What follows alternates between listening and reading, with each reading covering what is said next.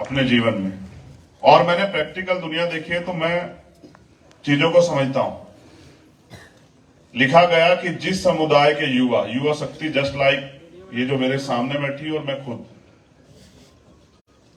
जिस समुदाय का युवा जीते जी उस समुदाय के हक अधिकारों मान सम्मान की लड़ाई नहीं लड़ता, वो समाज पे कलंक होता है अगर वो ऐसा नहीं कर रहा। यानी कि वो जीते जी भी मरे हुए के समान होता है। और जिस समाज की युवा शक्ति अपने हक अधिकारों, स्वाभिमान, सम्मान और तरक्की की लड़ाई लड़ती है, वो मरकर भी अमर हो जाती है, जस्ट लाइक रोहित वेमुला। ये उदाहरण है हमारे पास। इसलिए हमें लड़ाई को छोड़ के नहीं भागना है, हमें लड़ाई को लड़ना, फोर्स के साथ लड़ना है। अब तो सोशल मीडिया और तमाम तरह के प्लेटफॉर्म है, हम अपनी आवाज को उठा सकते हैं, बोल सकते हैं, चिल्ला सकते हैं। भारत में डेमोक्रेसी का सबसे बड़ा फायदा अगर कोई उठा रहा है कॉन्स्टिट्यूशन का, तो बंगारू दत्तात्रेय उठा रहा है। अगर डेमोक्रेसी नहीं होती तो कोई धूल चाट रहा होता हमारे हाथों। सीरियसली बता रहा हूं, संविधान का सबसे बड़ा फायदा वो उठा रहा है। अगर राजतंत्र होता तो रोहित का ये भाई बताता उसे कि बंगारू दत्तात्रेय की असली जगह कहां है। नजीब का ये भाई बताता कि नजीब को नुकसान पहुंचाने वाले कहां हैं।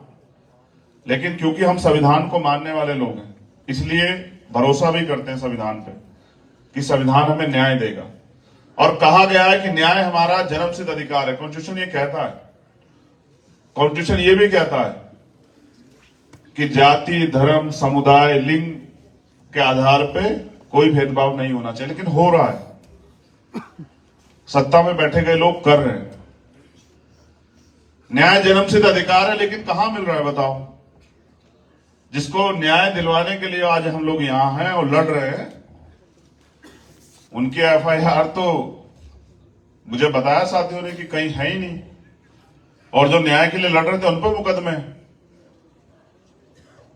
यहां की सरकार से बात मुझे बताया गया, हम लोग बात करेंगे। अगर वो वास्तविकता में बीजेपी विरोधी होने की बात करती है तो उनको हम लोग प्रयास करेंगे कि वो हमें सुने और ये मुकदमे खत्म करें हमारे साथियों के, जो उनके ऊपर जबरन मुकदमे लगाए गए। और अगर यहां की सरकार भी ऐसा नहीं करती तो उनसे भी टकराएंगे हम लोग।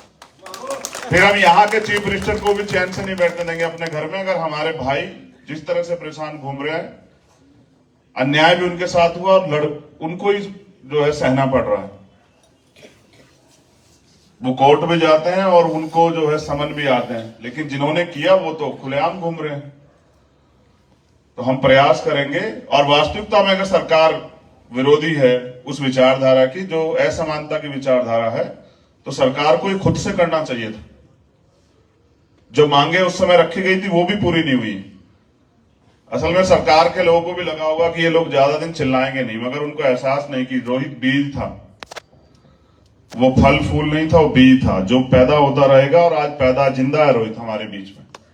हम ना रोहित को तब कल मरा हुआ मानते थे, ना आज मानते हैं। रोहित शहीद हुआ, शहीद कभी नहीं मरते, अमर होते हैं, वो हमारे बीच ही है। मेरी आपसे भी कुछ अपील है, ये जो डर आपने अपने अंदर पैदा किया ना, इसको भी निकालिए। आप अपने आसपास बैठे हुए लोगों को देखिए कि आपसे अलग है क्या? 2 हाथ, 2 पैर,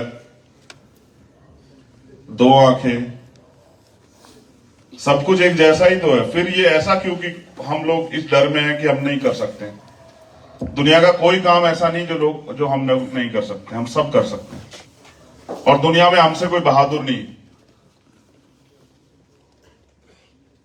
आज जो कुछ इस देश में दुनिया में तैयार हुआ, लोगों द्वारा तैयार किया गया। मैं राधिका अम्मा का नाम मुझसे पहले रखा गया, मगर मैं बेटा होने के नाते चाहता था कि राधिका अम्मा का आशीर्वाद हम सबको मिले। मैं भी बैठ के सुनूं जब राधिका अम्मा बोले, जब अपना वो दर्द बताएं हम लोग।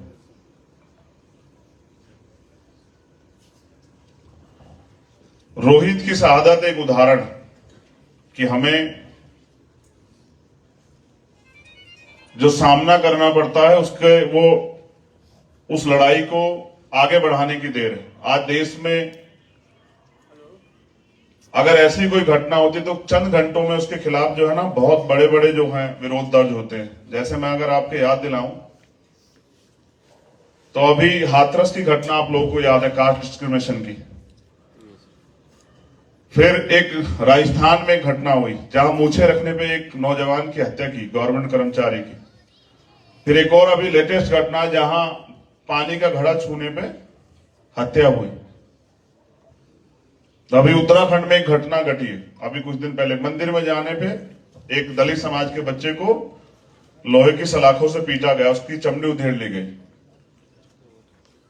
यानी कि आज भी कास्ट डिस्क्रिमिनेशन का सामना हम लोग कर रहे हैं। इसका सलूशन वो जो लिखा हुआ है ना उसको समझना पड़ेगा, सिर्फ पढ़ना नहीं। शिक्षित बनो, संगठित रहो और संघर्ष करो। मजा तब आए जब हम संगठित होकर संघर्ष करें। मेरी शिकायत नहीं, लेकिन मैं यहां इस यूनिवर्सिटी में जो लोग हैं इस विचारधारा जुड़े हुए, मैं उनसे अपील करूंगा कि जहां से क्रांति की शुरुआत हुई कम से कम वो लोग तो एकजुट हो जाए और एकजुट होकर लड़े और ऐसा लड़े कि इतिहास आपको याद रखे। यहां बैठे सब लोगों से मेरी अपील है कि जब लड़ाई एक है तो रास्ता एक है, तो हम लोगों को मिलकर लड़ना चाहिए। हमें अवसर नहीं देना चाहिए कि दुश्मन हम पे हावी हो जाए।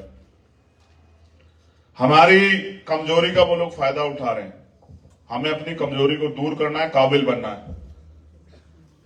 मगर हमें भूलना नहीं है कि जो हमें रोज टीवी पे दिखाया जाता है कि नहीं कुछ नहीं है, सब अच्छा है, सब अच्छा नहीं है। आपकी कॉलेज यूनिवर्सिटियों पे को बंद करने के लिए सरकारें मौका ढूंढ रही हैं, क्योंकि उनको आपके सवाल से, आपकी तरक्की से, आपके आगे बढ़ने से डर लगता है। इसलिए वो न्यू एजुकेशन पॉलिसी ला रही। और अगर आप चुप रहेंगे तो ये आने वाली पीढ़ियों की आदत बनेगी और इसका खामियाजा आपको आने वाली पीढ़ियों को उठाना पड़ेगा। आज हम पे समान अवसर है, हम यहां भी पढ़ सकते हैं और अपनी मेहनत के बल पे दुनिया के कॉलेजेस में भी जाके पढ़ सकते हैं।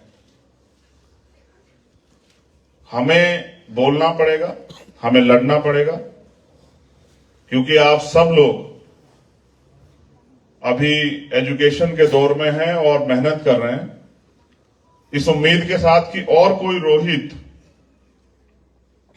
शहादत ना दे, और कोई रोहित जो है कमजोर पड़ के निराश होकर टूट ना जाए। इसलिए एकता बना के लड़ते रहिए। 100 दिन बकरे की तरह जीने से अच्छा एक दिन शेर की तरह जिया जाए, क्योंकि बलि हमेशा बकरों की दी जाती है, शेरों की नहीं। आप जब मैं कोरेगांव जाता हूं ना तो वहां उस पे बाबा साहब ने कुछ लिखा, ये आपको जानना चाहिए। उन्होंने कहा कोरेगांव कोई काल्पनिक कहानी नहीं है। 1 जनवरी 1818 जब 500 महार योद्धाओं ने 28,000 पेशवाओं को धूल चटाई, तो बाबा साहब ने उस पर कहा, मैं हर वर्ष जाता हूं। पिछली बार मैं एनआरसी सीए के आंदोलन में बंद था, इसलिए नहीं जा पाया, जेल में था तिहाड़ में, इसलिए नहीं जा पाया। तो उन्होंने कहा कि कोरेगांव कोई कल्पना कहानी नहीं है, कोरेगांव हमारे वीरों का इतिहास है, इसलिए कोरेगांव जाके उसको नमन करना चाहिए। और ये याद रखना चाहिए कि हम सिंहों की तरह जिए इस देश में, और हमें शेर बन के जीना, हमें भेड़ बकरी नहीं बनना। मेरे पास बहुत सारी डिग्रियां है, पढ़ाई के साथ साथ मेरे पास लोकल जेल की, प्रदेशों की जेल की और देश की सबसे बड़ी जेलों की भी डिग्रियां है। मैंने वहां लंबा समय बिताया, वहां भी इंसान रहते हैं, और वो इंसान इस देश की भ्रष्ट जुडिशरी की वजह से, जो कॉलेजियम सिस्टम है इस देश में, जहां SC, ST, OBC और माइनॉरिटी के लोग नहीं घुस सकते हैं कितनी भी एजुकेशन लेने के बाद, उस सिस्टम की वजह से हम न्याय के दरवाजे पे माथा रगड़ रहे हैं, लेकिन न्याय नहीं मिल रहा। अभी सर कुछ कह रहे थे कास्टलेस सोसाइटी, और उन्होंने कहा, अपने शब्दों में कहा कि वो जैसे हाथी के पैर के फुटप्रिंट किसी दूसरे जानवर से मैच नहीं करते हैं, उस तरह से जाति व्यवस्था भी खत्म नहीं होगी। जाति व्यवस्था भी खत्म होगी आपकी आंखों के सामने, और कास्ट डिस्क्रिमिनेशन भी खत्म होगा, और स्वाभिमान सम्मान का जीवन भी मिलेगा, समता मूलक समाज भी बनेगा, इस देश में भाईचारा भी आएगा। लेकिन तब जब जिन महापुरुषों ने ये विचार दिया, फूले, साहू, अंबेडकर, पेरियार, सावित्री, फातिमा, इनके विचारों पे हम लोग चलने का काम करेंगे और इस उम्मीद के साथ कि हम कुछ करके दिखाएंगे। मैं फिर हैदराबाद वापस लौटूंगा, लेकिन इस बार प्रयास करूंगा जब मैं हैदराबाद आऊं तो जिन साथियों को वो मुकदमों की वजह से परेशानी है, उनके मुकदमे जो है वो खत्म कराने के लिए आऊं। मैंने जो वादा करता हूं उसको झूठा नहीं करता हूं। मैं आपसे पूर्ण जिम्मेदारी से वादा कर रहा हूं अपने साथियों से कि अगर ये सरकार नहीं मानेगी तो इस सरकार भी विरोध के लिए तैयार हो जाए। सबके लिए दरवाजे खुले हुए, हम किसी से नहीं डरते हैं, बट डरते हैं तो संविधान के विरुद्ध में जाने से। आप सभी के लिए मंगल कामनाएं। रोहित भाई जिंदा हैं, जिंदा थे और जिंदा रहेंगे। रोहित भाई की शहादत और उनको न्याय के लिए जो लड़ाई अभी बाकी है उसको भी लड़ना है। जिन लोगों ने बुलाया उनका धन्यवाद। जय भीम, जय भारत, जय जोहार, जय संविधान।